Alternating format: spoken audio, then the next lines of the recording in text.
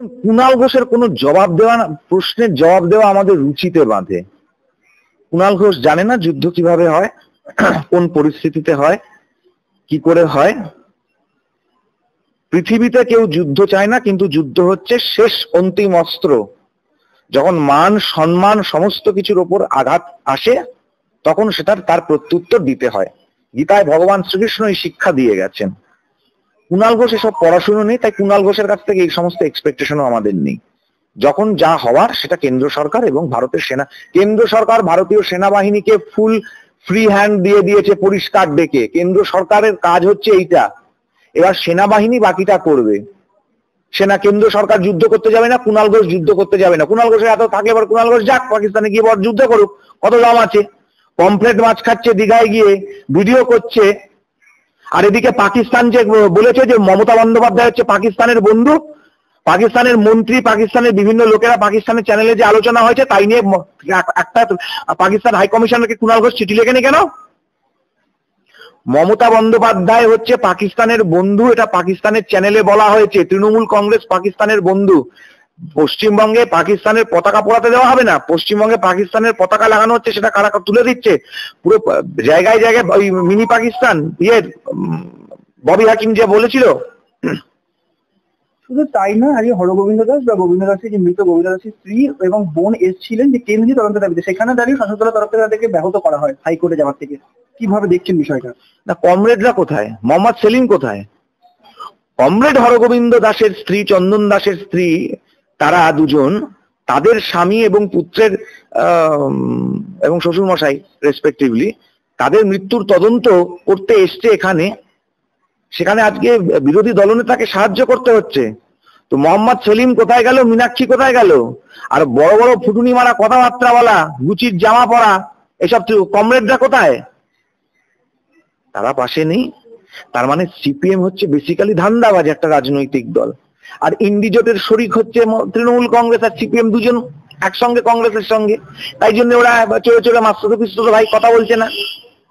Simple কথা। তো মামলা তো করা উচিত ছিল, এই সাহায্যটা তো করা উচিত ছিল মোহাম্মদ সেলিম, সুজন চক্রবর্তী, মীনাক্ষী দেবী যারা গেছিলেন, তারা না করে আজকে ভারতীয় জনতা পার্টি, আজকে বিরোধী দলনেতাকে করতে হচ্ছে, আজকে তরুণ জ্যোতিকে যেতে হচ্ছে, সজলদাকে যেতে হচ্ছে ওদেরকে বাঁচাতে, শঙ্কুদেব পান্ডাকে যেতে হচ্ছে বাঁচাতে। কেন?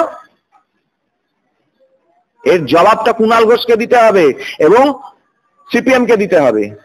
রাজ্যের প্রশাসনের ভূমিকা নিয়ে কি বলবে? তারা বারংবার দেখা যাচ্ছে যে মানে কি বলবো, যে কোনোভাবে বিভিন্নভাবে ব্যাহত করছে সমস্ত কাজে। রাজ্যের প্রশাসন বলতে কার কথা বলছেন? পুলিশ হচ্ছে তৃণমূলের যুব মোর্চা, বিডিওরা হচ্ছে মহিলা মোর্চা, আর এর বাইরে আর কি আছে? আর তো কোনো ব্যাপার নেই। ঠিক আছে, রব উঠছে, সেইখানে দাঁড়িয়ে কুণাল ঘোষ পুরীতে চৈতন্য দেবের অন্তর্ধান নিয়ে তদন্তের দাবি তুলছেন, বা কি বলবেন সেই বিষয়ে? ছেড়ে কোনো কাজ নেই, তাই জন্যে কে ধর্ম নিয়ে রাজনীতি করছে? বাঙালিকে বিভাজিত করার চেষ্টা করছে কে? হঠাৎ করে একদিন পরে মনে পড়লো কেন?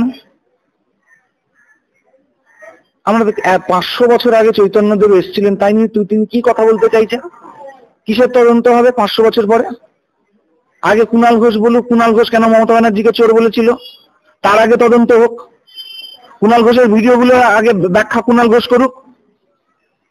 নোংরা রাজনীতি করার একটা অভ্যেস কুণাল ঘোষের, সেই নোংরা রাজনীতিটা করার চেষ্টা করছে। মুর্শিদাবাদ মোটাবাড়ির যে ভয়াবহ পরিস্থিতি, তারই পরিপ্রেক্ষিতে রাজ্যপাল রাষ্ট্রপতি শাসনের দাবি জানিয়েছেন। সেক্ষেত্রে যদি শাসক দলে কিছু সমালোচনা করছে, কি বলবেন সে বিষয়ে?